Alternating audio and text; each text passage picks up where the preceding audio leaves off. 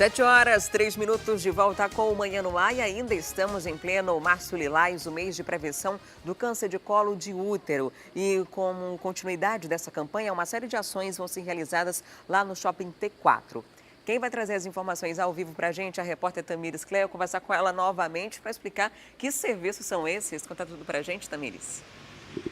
Adriane, tem vários serviços, além, claro, de várias palestras, né, para mostrar a importância da prevenção do colo de útero. Tem também alguns serviços como, por exemplo, a emissão de documentos, corte de cabelo, orientação jurídica, tudo isso vai acontecer ao longo da semana em vários lugares diferentes. Então, já que são vários lugares, vários horários, a gente preparou uma arte para que você possa ter essas informações com você no seu celular. Já prepara aí para tirar uma foto e saber direitinho qual que é o local mais próximo da sua casa que você pode ir para ter esses serviços. Então hoje vai ser lá no Felipe Dal, né, no Shopping Felipe Dal, no Jorge Teixeira, na Avenida Camapuã, ali naquela divisória ali na Cidade Nova e do Jorge Teixeira, das 8 horas da manhã até o meio-dia. Vai ter uma ação cidadania para as mulheres com atendimento jurídico, atendimento psicossocial, embelezamento, emissão de documentos, né, benefício de prestação continuada, cadastro único, né, uma orientação para as pessoas poderem saber quem pode fazer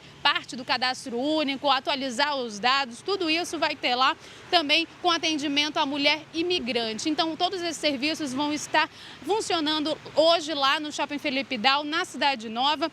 Amanhã, quinta-feira, a partir das 8 horas da manhã até o meio-dia, a ação vai acontecer lá na Galeria Espírito Santo, que fica ali na Joaquim Sarmento, 265, com a 24 de maio, ali no centro da cidade. Vai ter, por exemplo, ação educativa sobre a importância da realização do exame preventivo. É algo que as mulheres precisam realmente estar atentas, todos os anos fazer o exame preventivo, que é uma das melhores formas de evitar a doença, né? De ter o diagnóstico precoce para que o tratamento seja mais eficaz. Vai ter, inclusive, teste rápido e vacinação anti-HPV, que é uma das formas também de prevenção do colo de útero. Lembrando que a vacina para HPV é para meninos e meninas antes dos 10 anos mesmo, já tem que tomar essa vacina, porque tem que ser antes do início das atividades sexuais dessa criança. Então, olha, dessa pessoa. Então, olha só, a partir das 8 horas da manhã até o meio-dia, na sexta-feira, vai ter ação lá na Subsecretaria de Políticas Afirmativas para Mulheres, né, no conjunto Duque de Caxias, no bairro de Flores. Lá vai ter atendimento jurídico, atendimento psicossocial, embelezamento e todos aqueles serviços que vão ser prestados hoje lá no Shopping Felipe Dal. No dia 30 de março, no sábado, às 8 horas da manhã até o meio-dia, a ação vai acontecer no bairro Nossa Senhora de Fátima. E aí, lá vai ser o encerramento também dessa semana das atividades. O Março Lilás, como a gente estava falando aqui, é um mês para lembrar da importância da prevenção do colo de útero. Aqui no Amazonas, os números são impressionantes. A incidência desse câncer aqui no Amazonas é, inclusive, maior que o câncer de mama nas mulheres. E é um câncer que pode ser totalmente evitado. Basta você unir 3 frentes aí. Uma é usar a camisinha, outra ter a prevenção da vacina, né, contra o HPV e também fazer o preventivo todos os anos. Com essas 3 medidas, o câncer ele é praticamente totalmente prevenível, diferente de outros que às vezes é difícil, né, a gente ter um fator realmente que cause. O colo de útero ele é diferente, ele pode ser evitado, basta você tomar algumas precauções ao longo da vida. Adriane? É isso porque o principal causador do câncer de colo uterino é o HPV, né? Alguns dos tipos do HPV. Por isso a importância dessa prevenção. E às vezes a gente fala e as pessoas pensam, só não vai acontecer comigo. Nunca imagina que vai acontecer até que tenha um caso na família.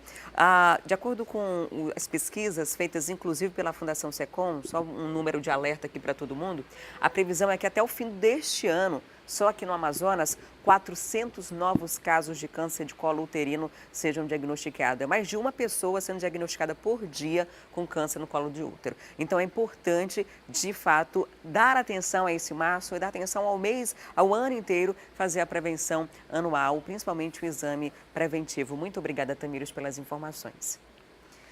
E o médico que foi flagrado agredindo uma gestante em trabalho de parto, Armando Andrade de Araújo, foi novamente afastado dos plantões das maternidades públicas aqui da capital. Armando Andrade Araújo. O médico obstetra flagrado agredindo uma paciente em trabalho de parto na maternidade Balbina Mestrinho foi afastado novamente do exercício da função. A liminar foi expedida pela Justiça na tarde desta terça-feira. A Defensoria chegou a solicitar administrativamente esse pedido, tanto para o IGOAM, como para a Suzan e para o CRM, e a informação que a gente obteve é de que o IGOAM já tinha feito o afastamento cautelar dele, né, para apurar todas as denúncias que tinham de relato contra o médico. E hoje saiu a decisão da desembargadora, a doutora Joana, deferindo o pedido de efeito suspensivo da Defensoria e suspendendo ele novamente dos plantões. O médico já havia sido afastado pelo Instituto de Ginecologia e Obstetrícia no dia 21 de fevereiro, quando o vídeo viralizou na internet. Mas conseguiu ser liberado para voltar às atividades, alegando que não foi ouvido pelas autoridades.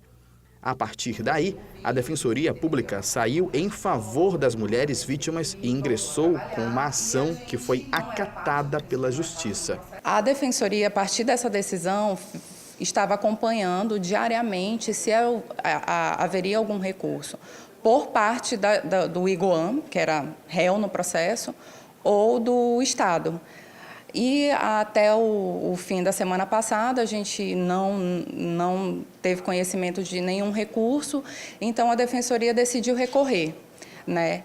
Como terceiro, não é parte no processo, se habilitou em defesa dessas mulheres, né, vulneráveis. A partir de agora, ele só vai saber se pode voltar a exercer a função depois que os processos que envolvem o nome dele forem finalizados pela Justiça.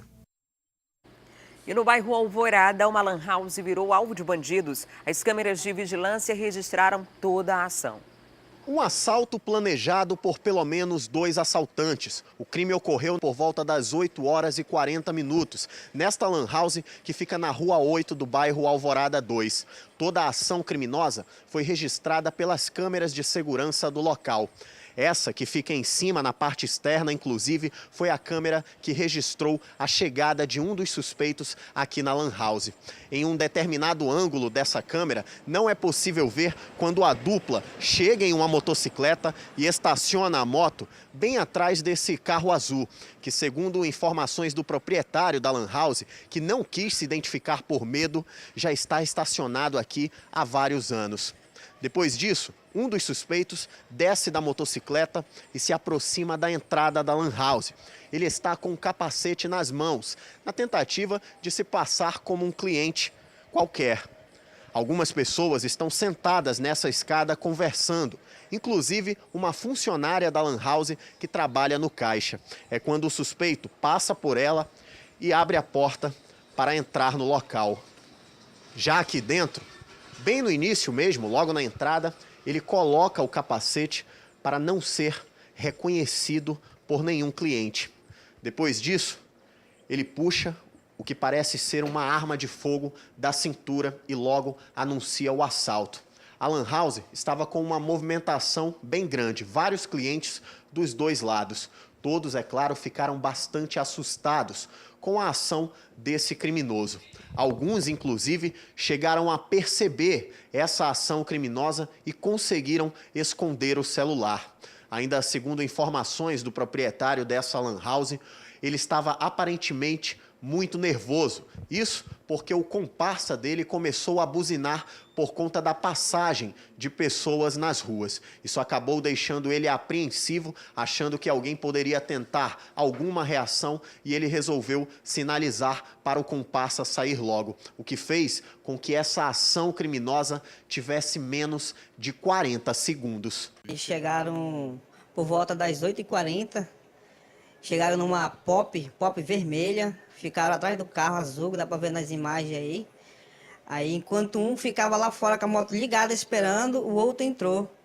E o outro era um rapaz moreno, baixinho, com uma tatuagem lá direito do braço, bigodinho. Tá todo penteadinho ele. Ele chegou, já foi, puxou a arma para fora, ele engatilhou, botou as balas de dentro do revólver e ficou girando assim o tambor. E ficou apontando na cabeça de cada um. Passa o celular, passa o celular. Ele engatilhou a arma, entendeu? Ele chegou mesmo já, sabia o que ele ia fazer.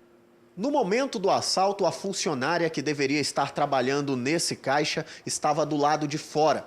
Em determinado momento do vídeo, é possível ver assim que o suspeito entra, quando ela levanta e tenta segui-lo. Mas é nesse momento que, segundo informações repassadas por ela para o proprietário da Lan House, ele aponta a arma na direção dela, o que a fez ficar do lado de fora. Ainda de acordo com as informações, o suspeito chegou a se aproximar desse caixa, onde fica toda a renda diária da Lan House. Mas como não tinha nenhum funcionário no local, ele não tentou abrir a gaveta onde estava o dinheiro. Portanto, ele assaltou somente os clientes e fugiu do local, levando cerca de 3 celulares. O problema agora é que depois desse crime, a movimentação aqui na Lan House caiu bastante. Isso porque os clientes estão com medo e bastante nervosos, temendo que essa situação volte a se repetir. O pedido do proprietário desta Lan House é para que a polícia faça rondas de forma mais constante nessa área para inibir esse tipo de ação criminosa. Sobre a questão do policiamento, a PM informou em nota que o patrulhamento no Alvorada é realizado pela 10ª Companhia Interativa Comunitária e que o policiamento no local ocorre dentro da normalidade. E o 9º Distrito Integrado de Polícia está investigando um caso de agressão e abandono intelectual envolvendo um adolescente de 12 anos. Segundo a polícia, a vítima estaria vivendo nas ruas há 2 dias por não aguentar mais ser espancada pelo padrasto. A criança de 12 anos estava dormindo nas ruas do bairro São José, aqui na zona leste de Manaus, há pelo menos 2 dias. A situação acabou chamando a atenção de um morador que questionou o motivo dele estar nas ruas. O menino disse que não voltaria para casa de nenhuma forma. Sensibilizado com a situação dessa criança, o morador trouxe então aqui para o 9º Distrito Integrado de Polícia. E foi aqui, conversando com o delegado, que o menino disse que era agredido constantemente pelo próprio padrasto. Nós conversando com ele, a minha equipe de investigação conversando com esse garoto, ele realmente confirmou o que ele havia dito, que ele era espancado pelo padrasto, em formas de socos e pontapés nas suas costas, então não queria mais voltar para sua residência. O delegado então foi orientado pela delegacia especializada em proteção à criança e ao adolescente a acionar o Conselho Tutelar. Eu e meu investigador, nós pessoalmente deixamos ele lá no Conselho Tutelar, foi observado pelos atendentes que não havia registro de entrada dessa criança ou adolescente, que a gente não sabe confirmar se ele tinha 11 ou 12 anos. Não foi encontrado nada relacionado aos pais dele também, a mãe, nenhum registro, ou seja, sinal que era a primeira vez que ele estava sendo encaminhado para um abrigo, para o Conselho Tutelar, e o Conselho Tutelar informou que iria encaminhar para um abrigo, onde lá sim ele poderia ter todo o carinho, todo o amor e todo o afeto que uma criança precisa. O menino encaminhado para um abrigo deve passar por um acompanhamento psicológico para entender o real motivo dele não querer voltar para casa e também saber se de fato houve agressão por parte do padrasto. Como a criança estava nas ruas há 2 dias e não foi dado como desaparecido e também não frequentava a escola, de acordo com ele, os pais serão procurados pelo Conselho Tutelar e serão notificados. Se houver, de fato, a confirmação da agressão por parte do padrasto e também a confirmação de abandono intelectual, o caso deve ser investigado. Essa criança, em virtude de ela é uma criança muito abalada, era uma criança triste, ela tinha traços no rosto que sugeria que tinha relativo de uma agressão. Nós constatamos tudo isso, mas isso, para ter uma validade, ela tem que ser ouvida por um grupo multidisciplinar, tendo assistente social, tendo psicólogos, para realmente constatar as informações que ele está passando, quais são as informações verdadeiras. Então, para levantar os nomes, porque os nomes informados pela sua mãe, que ele disse, o seu nome, nós não encontramos no nosso banco de dados da polícia. Então, é necessário ter essa prévia investigação pelo abrigo e pelo Conselho Tutelar para levantarmos as informações verdadeiras. Realmente, se ele sofria essa agressão, ele informou para mim que ele não estudava, ou seja, um abandono intelectual por parte dos pais, por parte dos seus responsáveis que não estão levando ele à escola. Toda criança, a partir de 5 anos, é obrigado a estar estudando. E um homem de 38 anos, conhecido como maníaco do centro, foi preso depois de tentar estuprar uma cabeleireira. Isso aconteceu aqui em Manaus. A vítima travou uma luta corporal com o criminoso e conseguiu fugir. É muito comum, principalmente nos estabelecimentos comerciais, as portas ficarem assim, fechadas. Só tem acesso ao local clientes e conhecidos. Essa é uma forma de resguardar a segurança de todos. Só que um simples descuido e alguns minutos podem mudar completamente a situação em jogo. E foi exatamente isso que aconteceu no último sábado, neste salão de beleza que fica aqui no centro da cidade. Por volta mais ou menos das 10 horas da manhã, uma funcionária estava terminando de arrumar o ambiente, já estava no aguardo das clientes que estavam agendadas, só que a porta só estava assim, olha, encostada. Foi quando um homem teve acesso ao salão, ele passou pelas duas portas, entrou aqui no estabelecimento, olhou todo o ambiente, viu que a mulher estava sozinha e fez uma pergunta relacionada à beleza, à estética.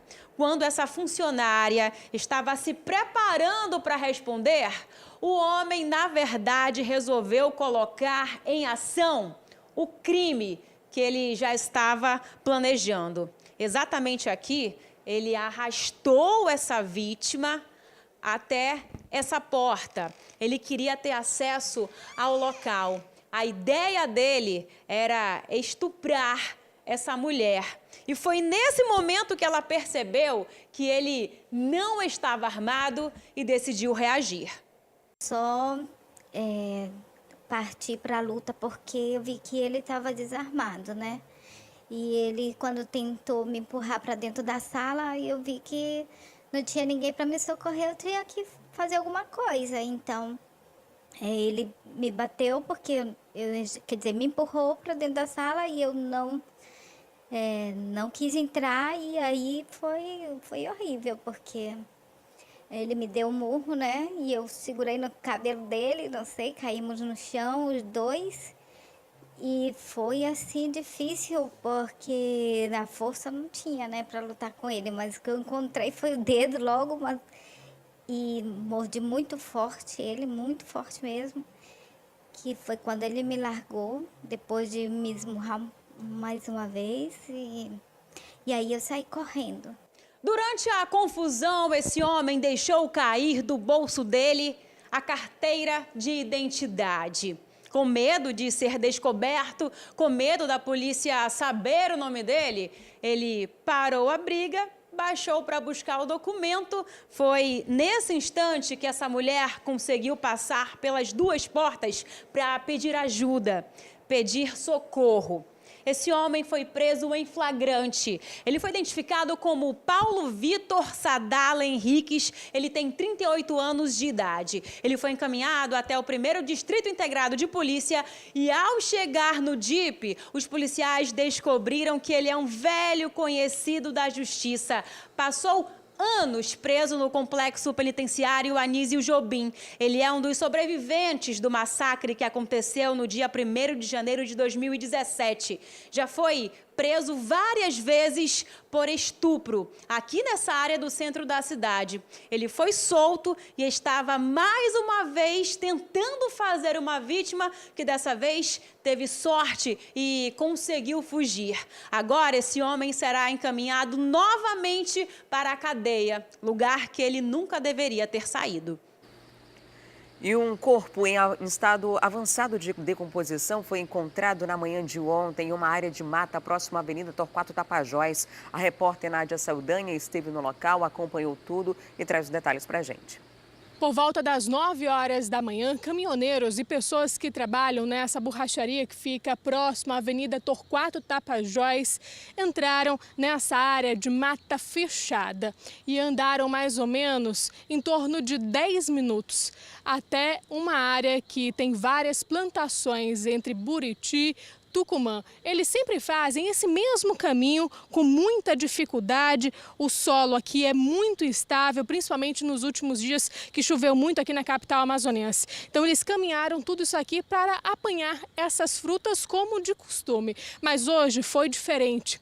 Quando eles chegaram próximo a esse lago que tem aqui nessa área, é de mata fechada, eles encontraram um corpo. Esse corpo ainda não foi identificado, de acordo com informações, ele está num estado muito avançado de decomposição. Por isso, a gente não consegue identificar qual o sexo dessa vítima. Mas eles acreditam que esse corpo, essa pessoa, não tenha sido jogado ou tenha sido executado nesse local, mas sim por conta das fortes chuvas, a água veio trazendo e parou neste ponto. A gente tentou entrar nesse local, mas é um local de difícil acesso. Newton foi a primeira pessoa a encontrar o corpo na área de mata fechada. Ele conta detalhes de como foi. Mês e mês eu vou lá ver se as frutas já estão boas. E hoje eu fui lá, quando eu passei pela fruta eu vi uns urubu e dei de cara com o corpo da pessoa. Uma equipe do Departamento de Polícia Técnico-Científica foi acionada por volta das 2h da tarde. Além aqui, de uma viatura do Instituto Médico Legal, que foram os primeiros a chegar até aqui, junto com a equipe da Polícia Militar da 20ª Companhia Interativa Comunitária. Mais ali à frente, a gente tem uma equipe também da Delegacia Especializada em Homicídios e Sequestros que está investigando esse caso, pegando todas as informações para dar prosseguimento a essas investigações. Eles querem saber principalmente qual foi a motivação desse crime, o que causou essa morte, se foi arma de fogo, se foi arma branca, e eles querem identificar quem são esses criminosos. A informação de que o corpo tenha sido trazido com a força da água foi confirmada pela equipe de peritos. Pelas condições ali que a gente observou, né, da mata, da vegetação, provavelmente esse corpo ele foi arrastado até nesse local, né, com uma enxurrada, algo desse tipo. Então, provavelmente não é o local em que ocorreu a morte. Devido ao estado de decomposição do corpo, ainda não se pode afirmar qual o sexo da vítima e nem quais foram as causas da morte. Já estava num estado de esqueletização, né, muito avançada. A gente só encontrou, na verdade, uma perfuração no pulso. Né? Não dá para a gente constatar assim, exatamente qual a causa da morte. Né? Isso ficará para o IML tentar ver se lá na antropologia consegue determinar alguma coisa. E na tarde de ontem, 2 suspeitos de assalto foram mortos durante a fuga lá no centro de Manaus. A Tamires Clé está ao vivo e vai trazer detalhes desse e de outros crimes para a gente. Olá, Tamires, no caso lá do centro, ainda não se sabe quem é o atirador, né? Adriane, ainda não se sabe quem é o atirador e a polícia também não divulgou o nome das 2 vítimas. Os 2 rapazes, um deles era adolescente, o outro já devia ser maior de idade, mas a polícia não divulgou os nomes deles ainda. De acordo com os policiais que atenderam a ocorrência, esses 2 jovens, eles estavam fugindo de um assalto que teriam cometido em uma clínica odontológica na rua Saldanha Marinho. Eles correram para tentar alcançar o ônibus da linha 111 na rua Epaminondas. Eles tentaram subir no coletivo, mas um homem veio por trás e atirou pelo menos 6 vezes contra os 2 rapazes que morreram ali no local. De acordo com o motorista do ônibus, né, eles não tiveram tempo de reação, não houve nenhuma possibilidade de tentar impedir qualquer tipo de ação. Esse atirador, ele fugiu, não foi identificado no local. De acordo com os policiais, esses 2 rapazes que foram mortos estavam armados. Um deles estava com arma calibre 38. Eles também tinham celulares que tinham acabado de roubar, de acordo com os policiais. Eram 6 celulares que estavam com eles. Agora, além desse caso, a gente tem um outro também que aconteceu, mas dessa vez lá na Cidade Nova, lá no conjunto Oswaldo Frota. Um mototaxista, ele estava num ponto de táxi, né, aguardando que alguém o chamasse para que ele pudesse trabalhar. Ele foi identificado como Reginaldo da Silva Rego, de 38 anos. Por volta das 4h30 da tarde de ontem, 2 homens chegaram em uma motocicleta lá onde ele estava estacionado e um deles atirou contra ele vários tiros, alguns tiros pegaram na cabeça, outros no tórax, teve também um tiro que pegou na coxa dele. O mototaxista, ele morreu ali no local. A gente tem o depoimento, a gente tem a explicação do que aconteceu, do que o policial viu, de um dos policiais que atendeu a ocorrência. Nós vamos ouvir agora o Tenente Medeiros. O cidadão é mototáxi, estava no ponto dele, aqui é um ponto conhecido por tráfico de entorpecente. Estava aqui fazendo o ponto de mototáxi dele quando 2 suspeitos vieram numa moto, os 2 armados, 2 de capacete. O piloto permaneceu na moto armado, fazendo a segurança do que desceu. O passageiro chegou próximo do mototáxi, disparou várias vezes contra o mesmo, subiu na moto e se evadiram. Aí tomaram o destino ignorado. Adriane, então esses 2 casos vão ser investigados ainda, né? Tudo está sendo apurado. Sempre que a gente fala aqui sobre um caso policial, é bom que as pessoas em casa tenham a noção, a dimensão de que ainda estão normalmente no início da investigação. Tudo isso vai ser apurado, os responsáveis podem ser identificados, tudo isso vai acontecer para que a justiça realmente, como as pessoas dizem e sempre querem, né? Que a justiça aconteça. Isso vai ser investigado então pela Delegacia Especializada por Homicídios e Sequestros. Adriane. Certo, Tamires, muito obrigada pelas informações. E agora a gente vai para o intervalo e volta daqui a pouco com informações da área policial. Nesse exato momento está acontecendo a Operação Pilar 5, a operação que foi deflagrada aqui em Manaus logo nas primeiras horas do dia. E a polícia deve cumprir 60 mandados de prisão, busca e apreensão em 3 zonas da capital. A gente traz ainda as notícias sobre as vagas de emprego disponíveis para o dia de hoje. E tem esporte também. Hoje tem jogo decisivo que vale a liderança do Campeonato Amazonense de Futebol nesse segundo turno. Os detalhes em instantes, eu volto já já.